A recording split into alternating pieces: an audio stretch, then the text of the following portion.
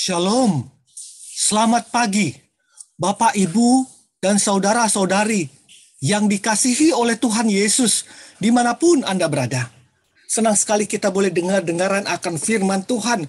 Firman Tuhan yang menjadi kekuatan. Firman Tuhan yang menjadi remah kita, menjadi suluh kita di dalam setiap langkah kehidupan ini.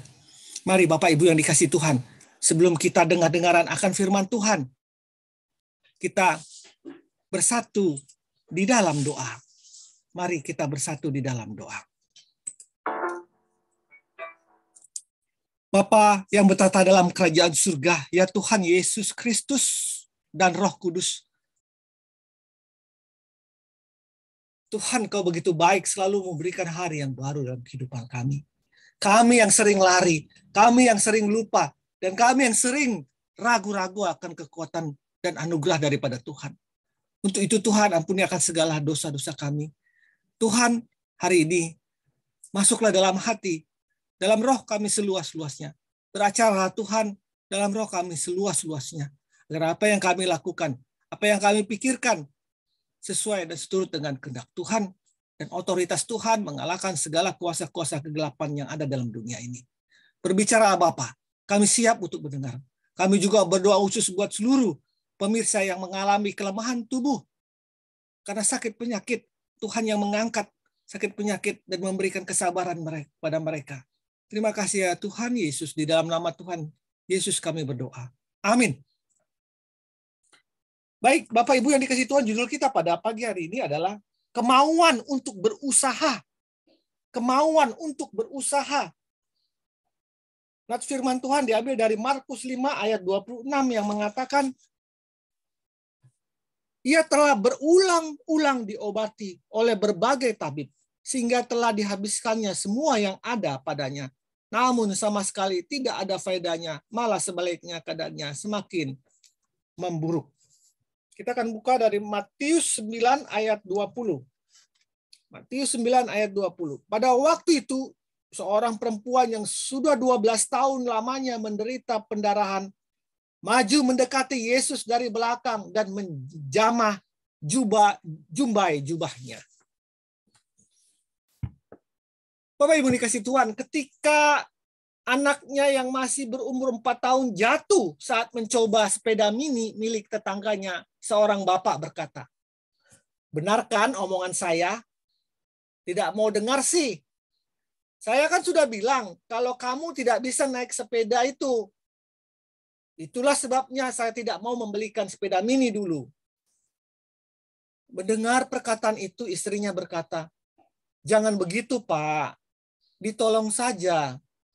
Jangan dimarahi. Dia kan sudah berusaha. Lagi pula kalau tidak pernah mencoba, kita tidak tahu apa dia bisa naik sepeda atau tidak."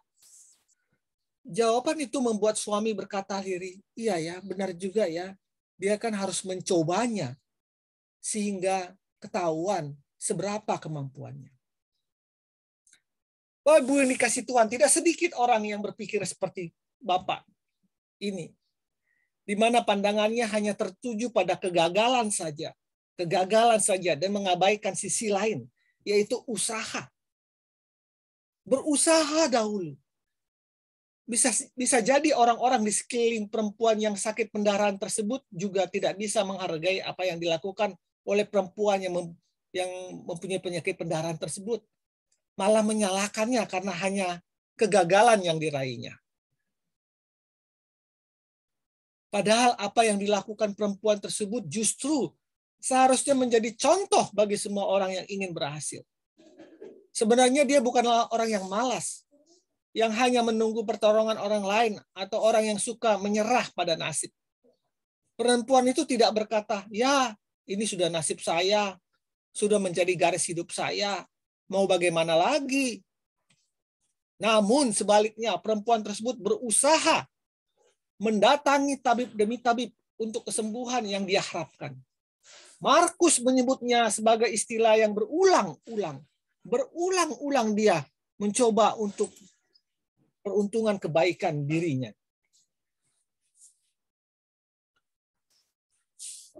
Bapak Ibu, Perempuan itu mendatangi banyak tabib, jelas menunjukkan usaha keras yang telah dilakukan oleh perempuan tersebut. Dia berusaha. Di dalam berusaha dia juga tidak lagi memperhitungkan biaya yang harus dikeluarkannya. Disebutkan bahwa harta bendanya sampai habis untuk mengupayakan kesembuhannya itu. Mungkin sekali yang ada di benak perempuan tersebut sama dengan ungkapan, harta benda bisa dicari. Yang penting sekarang sembuh dulu.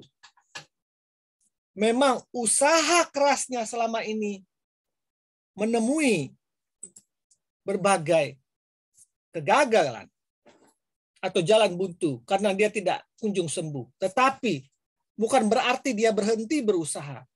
Ini sangat jelas terlihat ketika Yesus yang telah dia dengar beritanya sudah dekat dengan tempat di mana dia berada.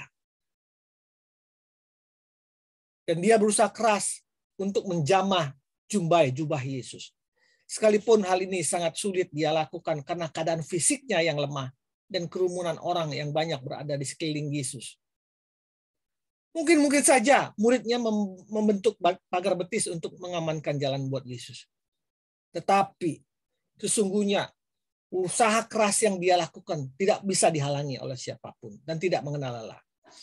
Tuhan Yesus menciptakan manusia, Bapak Ibu, bukan hanya untuk menerima berkat saja, tetapi juga untuk mengusahakannya. Untuk itu ketika kita menghadapi kesulitan hidup, kita harus berusaha mengatasinya. Ketika kita sakit, kita harus berusaha untuk sembuh. Jangan mudah putus asa. Jangan mudah untuk mandele. Jangan mudah untuk depresi. Dan jangan menyerah pada nasib. Karena kitalah yang mengubah nasib kita sendiri bersama dengan Tuhan Yesus. Roh Kudus, beriku semangat untuk berusaha. Roh Kudus, berikan aku kekuatan di dalam mengatasi persoalan yang kuhadapi. Agar aku tidak menjadi batu sandungan bagi sesama. Di dalam nama Tuhan Yesus. Amin.